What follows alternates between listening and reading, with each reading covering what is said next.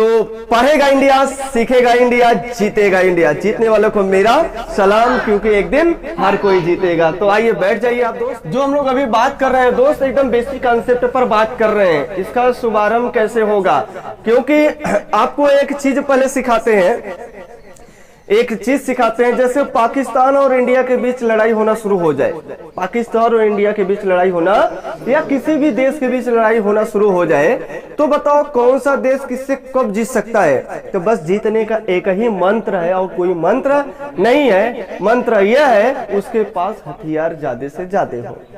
जितने ज्यादा से ज्यादा हथियार होगा, जितने ज्यादा अच्छे प्रकार के, जितने ज्यादा अच्छे क्वालिटी का हथियार होगा, वो उतना ही अच्छा क्या कर पाएगा, क्वालिफाई कर पाएगा, उतने ही ज्यादा अच्छे से फाइट कर पाएगा, उतना ही अच्छा उसका शानदार विजयी मिलेगा उसे।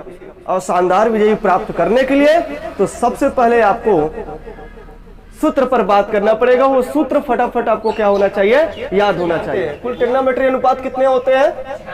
6 होते हैं। कौन कौन से?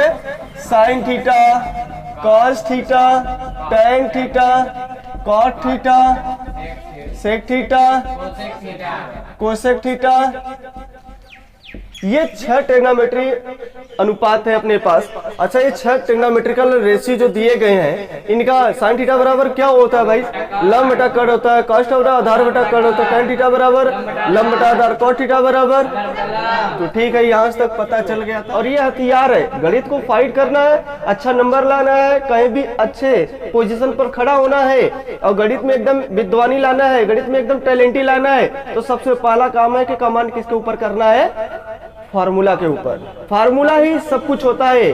तो पहला फार्मूला हम जो बात करेंगे, जितना भी सूत्र लिखवा रहे हैं, एक बार जोर जोर से क्या करते चलिएगा, स्पीक करते चलिएगा।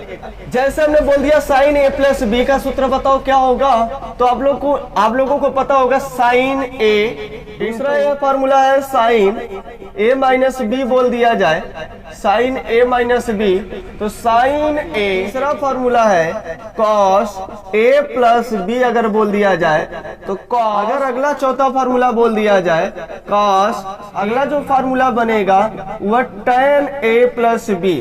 टैन ए प्लस बी का फार्मूला बोले तो tan A plus tan B upon 1 minus tan A into tan B. और 6वां formula tan A minus B का फार्मूला बोल दिया जाए तो हो जाएगा tan A minus tan B upon 1 plus tan A into tan B. और 7वां फार्मूला बोल दिया जाए साइन 2a, 2 साइन ए इंटू कॉस ए। साइन 2a का नेक्स्ट फार्मूला अपने पास ये भी होता है 2 tan A upon 1 plus tan square ए। ये 2 फार्मूला होता है साइन 2a का। अगर 8वां फार्मूला बोले तो साइन ए, साइन ए का फार्मूला होता है 2 sine A by 2 into cos A by 2। ध्यान रखना, यहाँ दोगुना एंगल था तो यहाँ आधा एंगल हुआ है, और यहाँ एक एंगल है तो इसका आधा यहाँ कर दो तो हाफ हो जाएगा ना। और अगला फार्मूला बोलो 2 tan A by 2 upon 1 plus tan A by 2, tan square A by 2। तो ठीक है, ये साइन का फार्मूला आपको पता चला। अगला जो फार्मूला निकल कर आने वाला है वह हम ले रहे हैं बच्चा लोग टैन का, टैन 2a। टैन 2a 9वां सूत्र है टैन 2a का जो बनेगा 2 tan A upon 1 minus tan square ए। अगर यही फार्मूला दूसरा अगर बनाया जाता है टैन ए के रूप में, 10वां जो फार्मूला है टैन ए बराबर जो मिलेगा 2 tan A by 2 upon 1 minus tan square A by 2। ठीक है ना। और 11वां जो फार्मूला आएगा cos 2a, और cos 2a ही सबसे बड़ा सवाल अपने आप में रखता है, ये एक बड़ा सिग्नल देता है आपके। cos 2a का ये 3 जो फार्मूला है, इसके सिवा एक और फार्मूला होता है, वह फार्मूला हो जाएगा 1 minus tan square a upon 1 plus tan square a। अच्छा, यहाँ से फार्मूला देखिएगा, ये जो फार्मूला बना है यहाँ से बना है, एक हम इसके लिख कर उसका square a plus sine square formula लगा के डिवाइड करके बना सकते हैं। 12वां सूत्र जो रहेगा ये cos a के रूप में मिलेगा, तो हो जाएगा 1 minus 2 sine square a by 2, और अगला जो होगा 2 cos square a by 2 minus 1। अगला जो फार्मूला होगा cos square a by 2 minus sine square a by 2। अगला जो होगा 1 minus tan square a by 2 upon 1 plus tan square a by 2। सही है ना, ये अपने पास आ गया। 13वां जो नंबर का अपने पास आएगा, जैसे हमने बोल दिया साइन 3a का, साइन 3 का formula 3 sine a minus 4 sine cube a।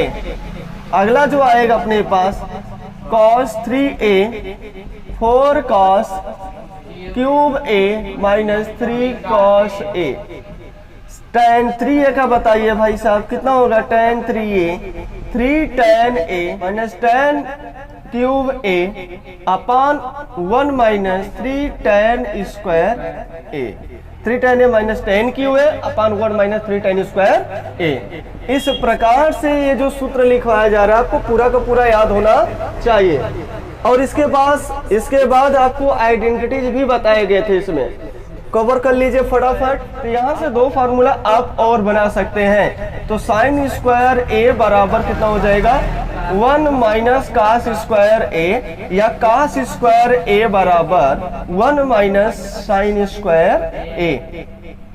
17 number का जो आएगा सेक स्क्वायर थीटा बराबर या सेक स्क्वायर a बराबर 1 प्लस tan स्क्वायर a।